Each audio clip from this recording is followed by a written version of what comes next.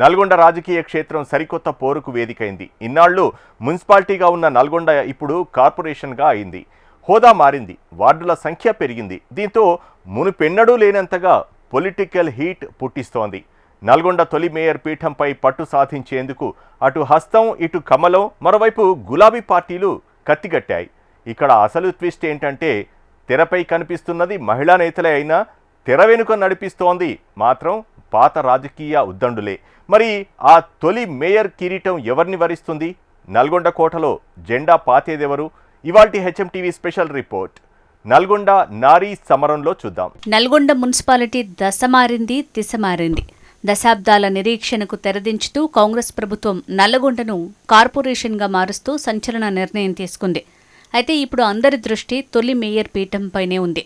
రిజర్వేషన్ల ఖరారుతో నల్గొండ రాజకీయాల్లో ఒక్కసారిగా వేడి పెరిగింది. నల్గొండ తొలి మేయర్ పీఠం జనరల్ మహిళకు కేటాయిస్తూ రిజర్వేషన్లు ఖరారు కావడంతో ఎలాగైనా నల్గొండ కార్పొరేషన్పై హస్తం జెండా ఎగురవేయాలని మంత్రి కోమటిరెడ్డి వెంకటరెడ్డి పక్కా స్కెచ్ వేస్తున్నారట. అధికార కాంగ్రెస్కు ధీటుగా అటు బీఆర్ఎస్ ఇటు బీజేపీలు సైతం తమ గెలుపు గుర్రాలను బరిలోకి దించడానికి ప్రయత్నాలు చేస్తున్నాయి. మున్సిపల్ ఎన్నికల నోటిఫికేషన్ ఏ క్షణమైనా వచ్చే అవకాశం ఉండటంతో ప్రధాన పార్టీలన్నీ క్షేత్రస్థాయిలో మోహరించాయి. క్యాడర్లో జోష్ నింపుతూ అభ్యర్థుల ఎంపికలో నిమగ్నమయ్యాయి. నల్గొండ కార్పొరేషన్ ఎన్నికల్లో ముగ్గురు దిగ్గజ నేతలు తమ ప్రతిష్టను పనంగా పెట్టి తమ వారసులను కాకుండా తమ అర్ధాంగులను రంగంలోకి దింపి మేయర్ కుర్చీ కోసం వ్యూహాలను రచిస్తున్నారని జిల్లాలో జోరుగా చర్చ జరుగుతోంది. కాంగ్రెస్ పార్టీకి చెందిన మాజీ మున్సిపల్ చైర్మన్ బుర్రి శ్రీనివాసరెడ్డి తన భార్యను బరిలోకి దింపాలని భావిస్తున్నారట.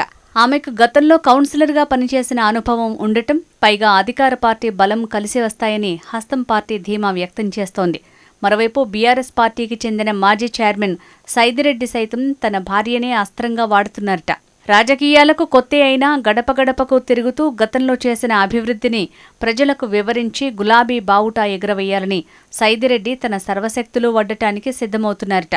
ఇక బీసీ ఓటు బ్యాంకే లక్ష్యంగా బీజేపీ నేత పిల్లి రామరాజు యాదవ్ తన భార్య సత్యవతిని పోటీలో నిలపాలని భావిస్తున్నారట. 2014లో 27వ వార్డు కౌన్సిలర్గా ఆమె ఎన్నికయ్యారు. ఈసారి 8వ వార్డు నుంచి ఆమెను పోటీ చేయించి మేయర్ రేసులో నిలబెట్టాలని బీజేపీ ఆలోచన చేస్తున్నట్టుగా తెలుస్తోంది. వార్డుల పునర్విభజన, రిజర్వేషన్ల మార్పు నల్గొండ రాజకీయాలను పెద్ద కుదుపునకు లోను చేసింది. ముఖ్యంగా మాజీ చైర్మన్ శ్రీనివాసరెడ్డికి ఇది ఒక సవాల్గా మారింది. తన సొంత వార్డుని రిజర్వేషన్లలో మహిళకు కేటాయించడంతో తప్పనిసరి పరిస్థితుల్లో ఆయన 10వ వార్డుకి షిఫ్ట్ అయ్యారు. అటు మోహన్ రెడ్డి లాంటి సీనియర్లు కూడా శ్రీనివాసరెడ్డి కోసం వెనక్కి తగ్గడంతో కాంగ్రెస్లో ప్రస్తుతానికి ఐక్యత కనిపిస్తోంది. కానీ లోపల ఉన్న అసమ్మతి మంటలు పోలింగ్ రోజున ఎటు తిరుగుతాయోనన్న భయం క్యాడర్లో ఉంది. ఎన్నికల ఫలితంపై అందరికంటే ఎక్కువ ఒత్తిడి ఉంది మాత్రం మంత్రి కోమటిరెడ్డి వెంకటరెడ్డిపైనే. నల్గొండను మహానగరం చేస్తానని, కోట్ల రూపాయల నిధులు తెచ్చానని ఆయన ప్రచారం చేస్తున్నారు. నల్గొండ మేయర్ పీఠాన్ని దక్కించుకొని పట్టణంలో, జిల్లాలో తన పట్టును నిలుపుకోవాలని మంత్రి చూస్తున్నారు. అయితే టికెట్లు రాని రెబల్స్ ఇప్పుడు మంత్రికి తలనొప్పిగా మారే అవకాశం కలవరపెడుతోందట. వారిని బుజ్జగించకపోతే మేయర్ కిరీటం చేజారిపోయే ప్రమాదం ఉందని విశ్లేషకులు హెచ్చరిస్తున్నారు. మరోవైపు బీజేపీ కేంద్రం నిధులు, రాష్ట్రం నిధులు వైఫల్యాలు అనే నినాదంతో ప్రజల్లోకి తీసుకువెళ్లాలని భావిస్తున్నారట.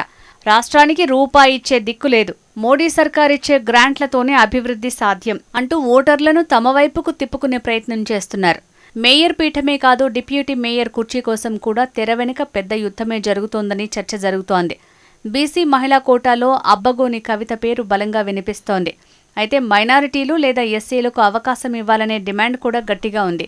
తొలి కార్పొరేషన్లో మేయర్, డిప్యూటీ మేయర్ ఇద్దరిని మహిళలకే ఇస్తారా లేక సామాజిక సమతుల్యత పాటిస్తారా అన్న హాట్ టాపిక్ ఇప్పుడు తెరపైకి వచ్చింది.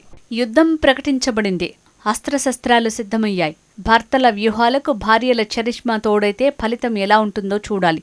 ఆశావహుల కోరికలు, నేతల పట్టింపులు, ప్రజల అవసరాలు, వీటన్నింటి మధ్య నల్గొండ తొలి మేయర్ కిరీటాన్ని కైవసం చేసుకునే ఆ అదృష్టవంతురాలెవరో తెలియాలంటే కౌంటింగ్ రోజు వరకు వేచి ఉండాల్సిందే మరి.